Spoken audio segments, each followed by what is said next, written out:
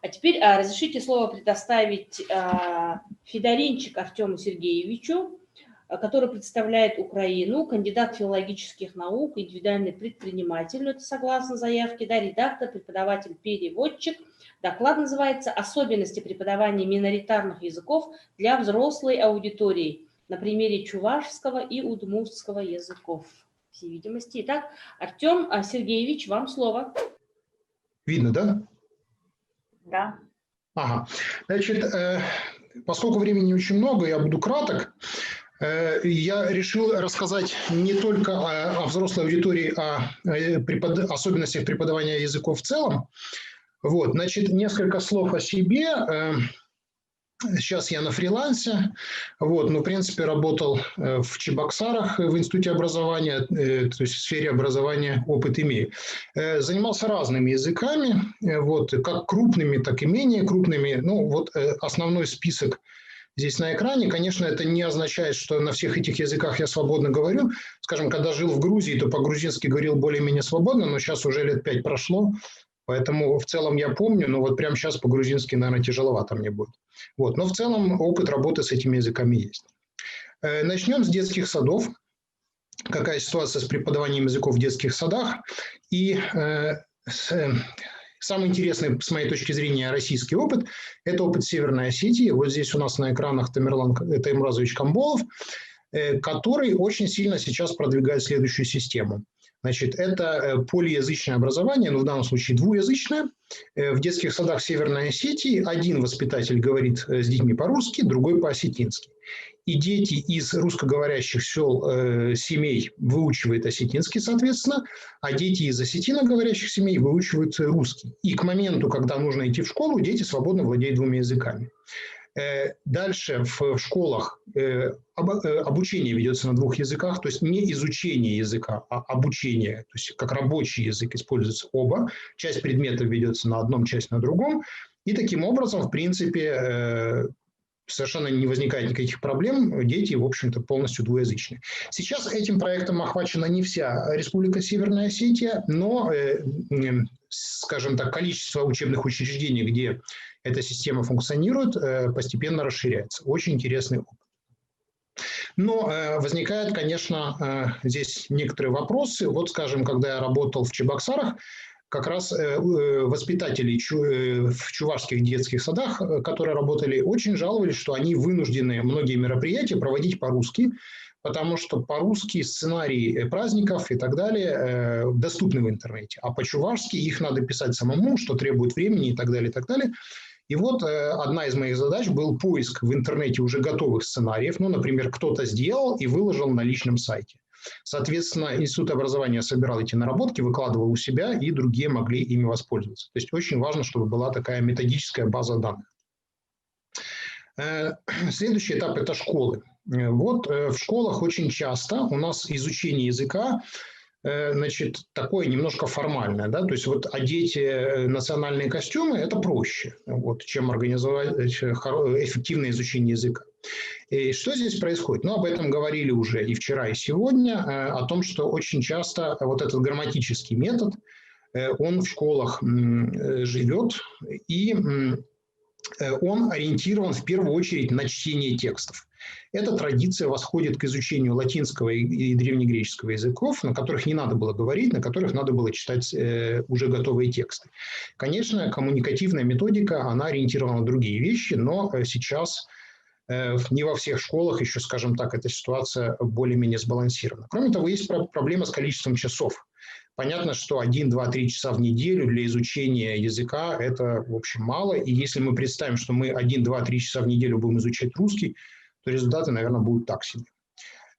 Самый интересный опыт, ну, есть, конечно, в Татарстане опыт, но там просто другой бюджет и вообще другая ситуация. А вот в Чувашии Александр Блинов, которого вы сейчас видите на этом слайде, он преподаватель иностранных языков итальянского,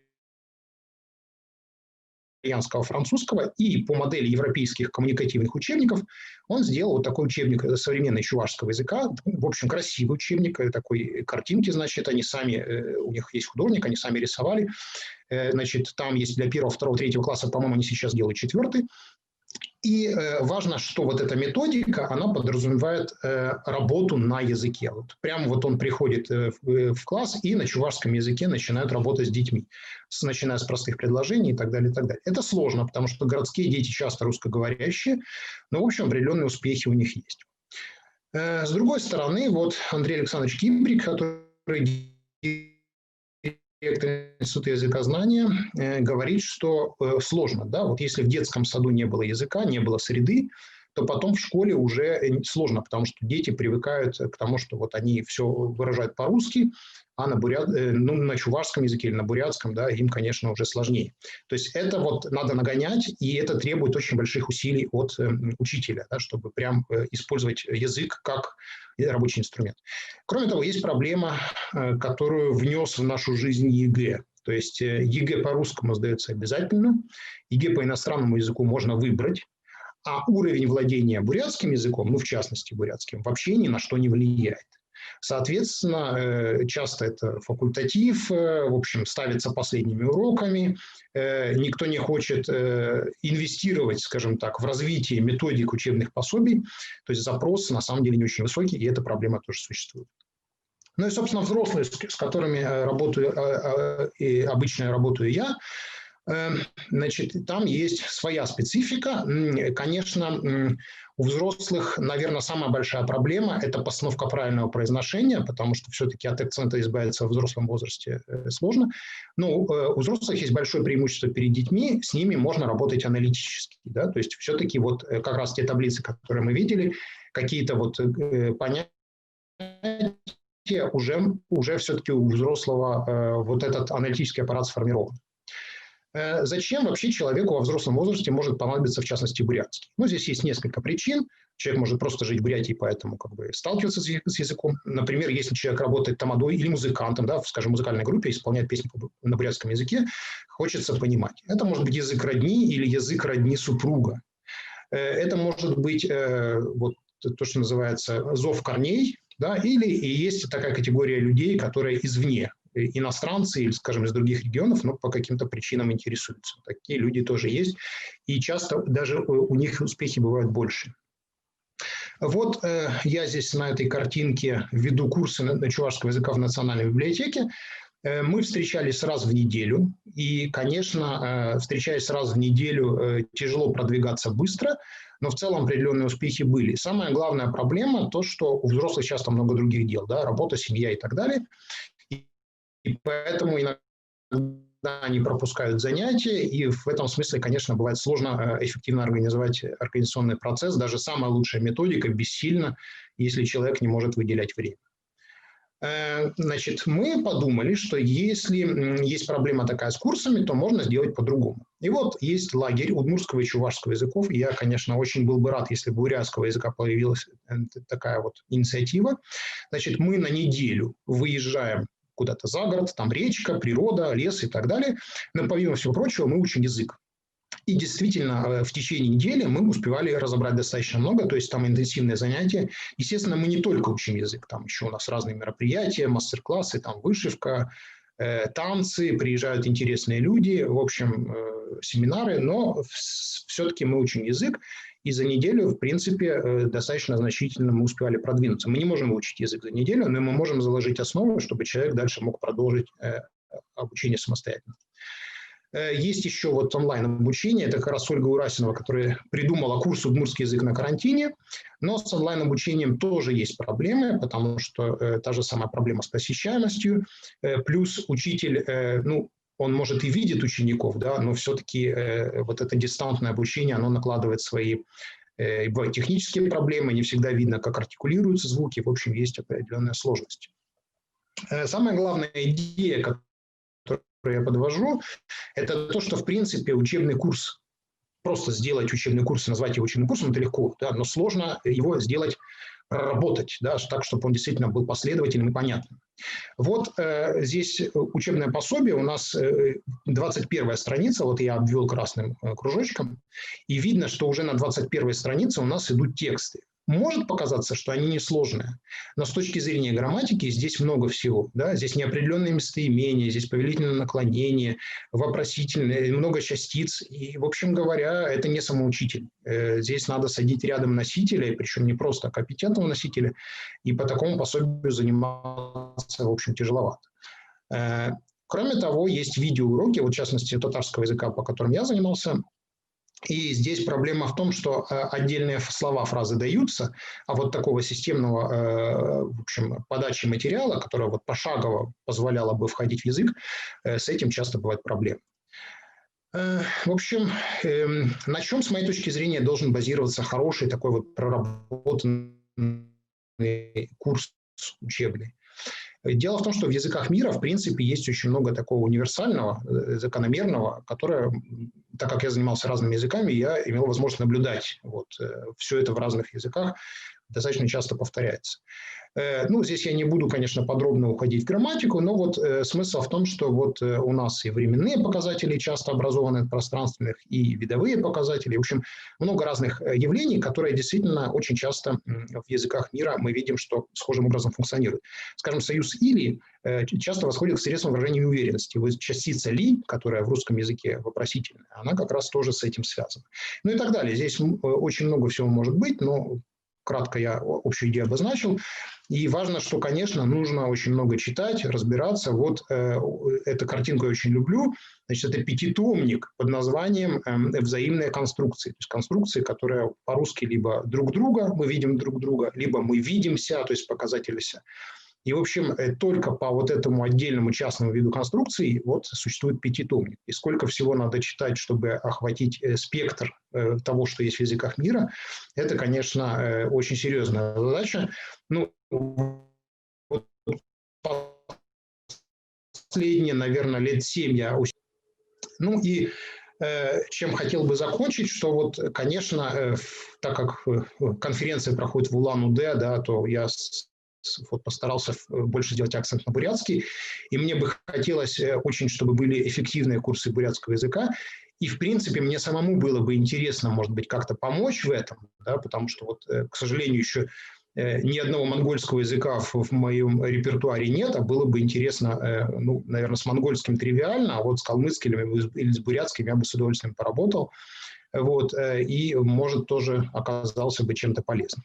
Ну вот, в принципе, все, что я хотел сказать, и с удовольствием отвечу на ваши вопросы. Спасибо, Артем Сергеевич, благодарим вас.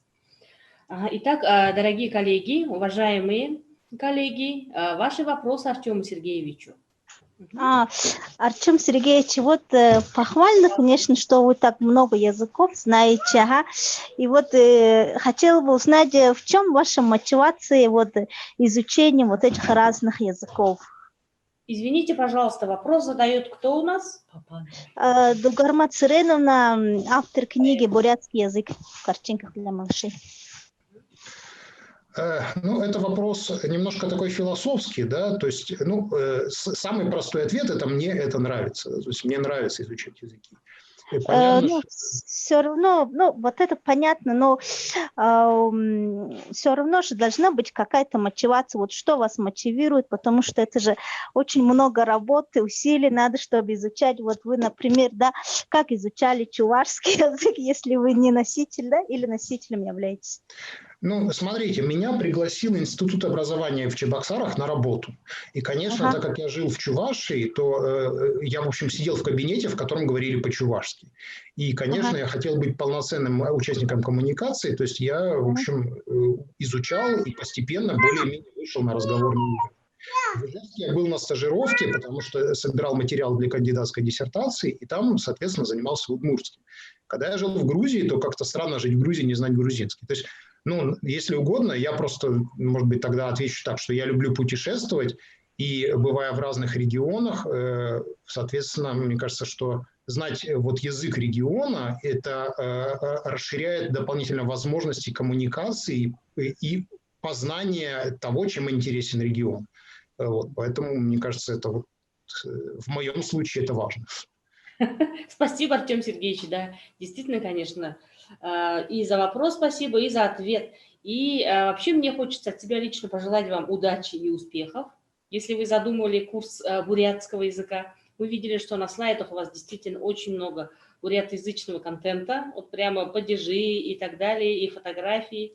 Очень у вас, видимо, есть интерес к нашему языку и к нашей культуре. Мы очень надеемся, что будет неплохой курс, да, бурятского языка, аудио, видео или что он из себя будет представлять, пока вы еще не загадали. Да? Ну, здесь есть две задумки. То есть вот как раз Жавдал говорил, что вот видеокурс он делает. Я бы, может быть, тоже в этом направлении думал, но кроме того, мне очень нравится, у татарского языка есть сайт, на который любой желающий может зайти и, так сказать, интерактивно делать разные задания. Вот я бы такое, наверное, тоже в этом направлении думал. Другой вопрос, что конкретно в моем случае тяжело это делать удаленно, поэтому, может быть, если кто-то в Бурятии заинтересуется и меня пригласит, то я бы с удовольствием, ну, наверное, надо выждать, пока карантин закончится, но вообще я бы с удовольствием пожил и в Бурятии, и, может быть, чем мог бы, помог. Ясно. Спасибо большое. Я думаю, что такие люди, может, и найдутся. У нас есть, недавно появилась онлайн-школа бурятского языка «Зорик», тоже силами общественников организованная. То есть она исходит не от методистов в первую очередь, а именно от потребностей тех людей, которые хотят и находят время, чтобы изучать бурятский язык в режиме онлайн. И, по-моему, вот у нас в одной из секций выступает Аржигарова Ирина Сергеевна, вот она является как раз основателем этой школы. Вы можете на канале YouTube вот в трансляциях, да, пересмотреть вот, и просмотреть доклад вот этого нашего участника. Вот что я могла вам порекомендовать. Спасибо большое. Спасибо.